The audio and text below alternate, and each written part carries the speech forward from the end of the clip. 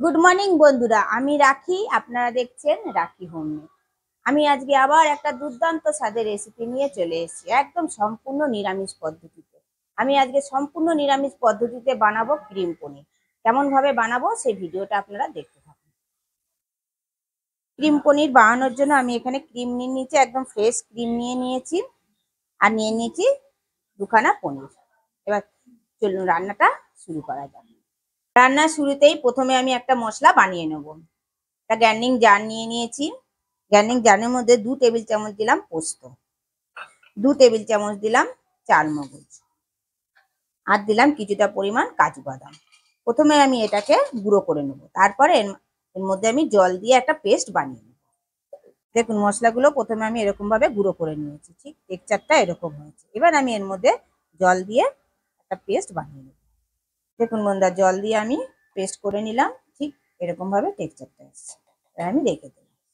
দেখুন বন্ধুরা, আমি ঠিক পনিরগুলোকে এরকম শেপে কেটে নিচ্ছি। আমি লম্বা শেপে কাটলাম, আপনারা আপনাদের পছন্দ অনুযায়ী শেপ করে নেবেন।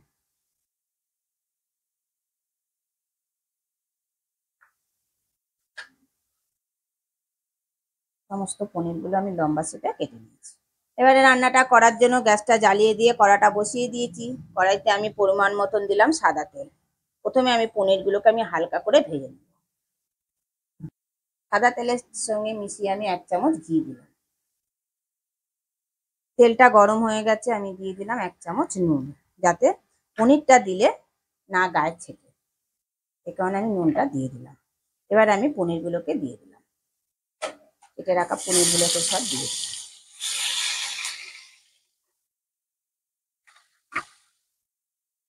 একটা বাটির মধ্যে আমি গরম জল করে রেখে দিয়েছিলাম। পনিরগুলোকে ভেজে আমি ডাইরেক্ট গরম জলের মধ্যে দিয়ে দেবো। পনিরগুলো ভাজা হয়ে গেছে, আমি গরম জলের মধ্যে দিয়ে দিলাম। গরম জলের মধ্যে পনিরগুলো দেওয়া থাকলে পনিরগুলো নরম হবে।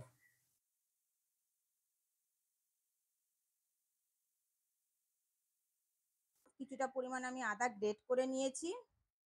নিয়ে নিলাম 1 চামচ জিরে গুঁড়ো, 1 চামচ ধনে গুঁড়ো, 1 চামচ লাল লঙ্কার গুঁড়ো, কালারের জন্য 1/2 চামচ কাশ্মীরি লঙ্কার গুঁড়ো, দিয়ে দিলাম অল্প পরিমাণ জল। সমস্ত মশলা একসঙ্গে আমি বাটা মশলার মতন করে বানিয়ে নিলাম। ফোড়ন দেওয়ার জন্য কিছুটা মশলা নিয়ে নিয়েছি। একটা শুকনো লঙ্কা, 1/2 চামচ গোটা জিরে, এলাচ নিয়ে নিয়েছি 4টে, লবঙ্গ, দারচিনি, আর নিয়েছি গোলমরিচ, জয়িত্রী, বড় এলাচ আর তেজপাতা। সমস্ত মশলাগুলো আমি একসঙ্গে দিয়ে দিলাম। এবার ফোড়নটাকে আমি ভালোভাবে ভেজে নেবো, যতক্ষণ না ফোড়ন থেকে একটা সুন্দর গন্ধ বেরোয়। ফোড়নটাকে আমি 1 থেকে 2 মিনিট ভেজে নিলাম। ফোড়ন থেকে একটা সুন্দর গন্ধ বেরিয়েছে। এই সময় আমি যে মশলাটা আমি বানিয়ে নিলাম সেই মশলাটা দিয়ে দিলাম।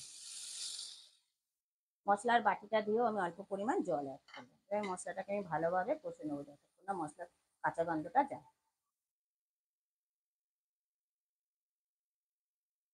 ফোড়নের সঙ্গে মশলাটা ভালোভাবে মিশিয়ে নিলাম। মিশিয়ে নিয়ে আমি কিছুক্ষণের জন্য ঢেকে দিলাম। কিছুক্ষণ বাদে ঢাকাটা খুলে দিলাম। দেখুন বন্ধুরা, জলটা পুরো টেনে নিয়েছে, ওপর দিয়ে তেলটা ভেসে উঠেছে। তেলটা ভেসে উঠলেই ভাববেন মশলাটা ভালোভাবে কষা হয়ে গেছে। এবারে যে আমি আরেকটা মশলা বানিয়ে রেখে দিয়েছিলাম, পোস্ত, কাজু আর চালমগজ দিয়ে, সেই মশলাটা আমি দিয়ে দিলাম। মিক্সির বাটিটা দিয়েও আমি জল অ্যাড করলাম। দিয়ে দিলাম 1 চামচ নুন। নুনটাকে দিয়েও মিশিয়ে নিলাম। মিশিয়ে নিয়ে আবারও আমি কিছুক্ষণের জন্য ঢেকে দিলাম।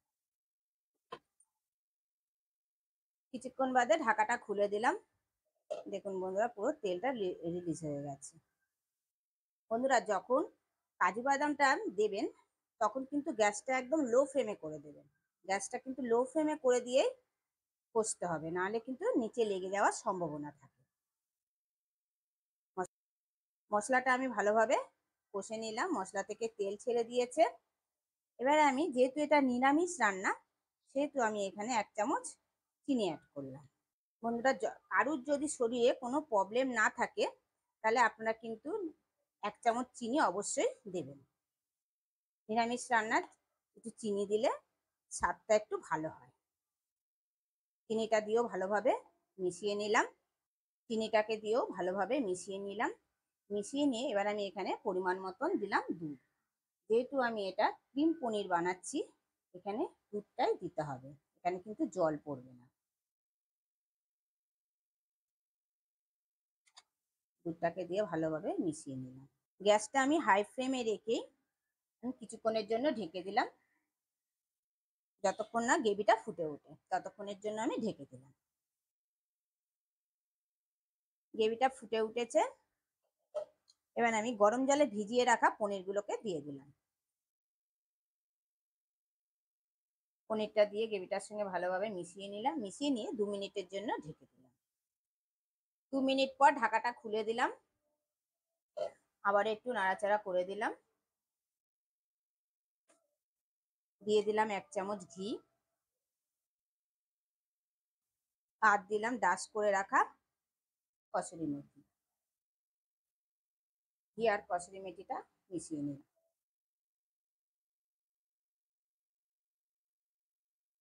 মিশিয়ে নিয়ে ওপর দিয়ে আমি ফ্রেশ ক্রিম অ্যাড করলাম। গ্যাসটা অফ করে দিয়ে আমি 3 থেকে 4 মিনিট স্ট্যান্ডিং টাইমে রেখে দিলাম, যাতে ক্রিমের ফ্লেভারটা গ্রেভিটার মধ্যে আসে। বন্ধুরা, ক্রিম পনিরের সঙ্গে খাওয়ার জন্য আমি আজকে বানিয়ে নেব জিরা রাইস। এবার জিরা রাইসটা আমি কেমনভাবে বানাচ্ছি সেই ভিডিওটাও আপনারা দেখে নিন। একটা ফ্রাই প্যান বসিয়ে দিয়েছি। ফ্রাই প্যানের মধ্যে আমি দিলাম পরিমাণ মতন সাদা তেল। সাদা তেলের সঙ্গে দিয়ে দিলাম 1 চামচ ঘি। ঘিটাও আমি সাদা তেলের সঙ্গে ভালোভাবে মিশিয়ে নিলাম। মিশিয়ে নিয়ে এবারে ফোড়নে দিলাম 1 চামচ জিরে, গোটা জিরে, আর দিলাম 2টো শুকনো লঙ্কা। আমি কিন্তু এখানে গোটা জিরে অ্যাড করলাম, আপনারা কিন্তু এখানে সাইড জিরেও ব্যবহার করতে পারেন। জিরে আর শুকনো লঙ্কাটাকে আমি ভালোভাবে ভেজে নেব। ফোড়নটাকে ভালোভাবে ভেজে নিলাম। এবার আমি আগে থেকে বানিয়ে রাখা দেরাদুন রাইসটাকে দিয়ে দিলাম।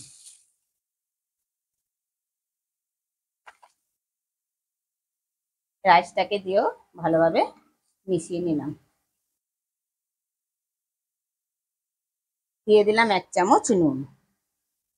বন্ধুরা, যখন রাইসটা রান্না করবেন তখন কিন্তু ওখানে পরিমাণ মতো নুনটা অ্যাড করবেন।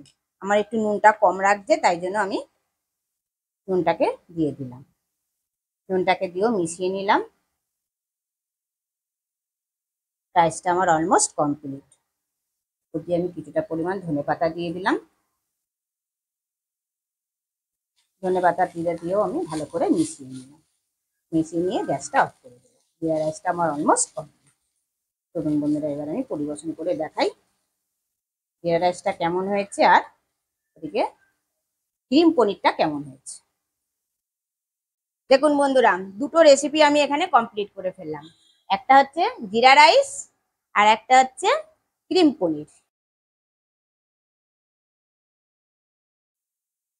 একটা বাটির মধ্যে আমি জিরা রাইসটা সার্ভ করে নিলাম। এবার আমি ক্রিম পনিরটা একটা বাটির মধ্যে পরিবেশন করে নেব। দেখুন বন্ধুরা, দেখতে কতটা লোভনীয় হয়েছে, তাহলে খেতে কতটা সুস্বাদু হবে। গরম ভাতের সঙ্গে তো খেতে অসাধারণ লাগবে। এবং কি আমি এখানে জিরা রাইস বানিয়েছি, ফ্রায়েড রাইস, পোলাও, নান, লাচ্চা পরোটা সব কিছুর সঙ্গে খেতেই অসাধারণ লাগবে। আপনারা কিন্তু ঘরে অবশ্যই ট্রাই করবেন। আর যদি ট্রাই করে থাকেন তাহলে কমেন্ট বক্সে আমাকে জানাতে একদম ভুলবেন না।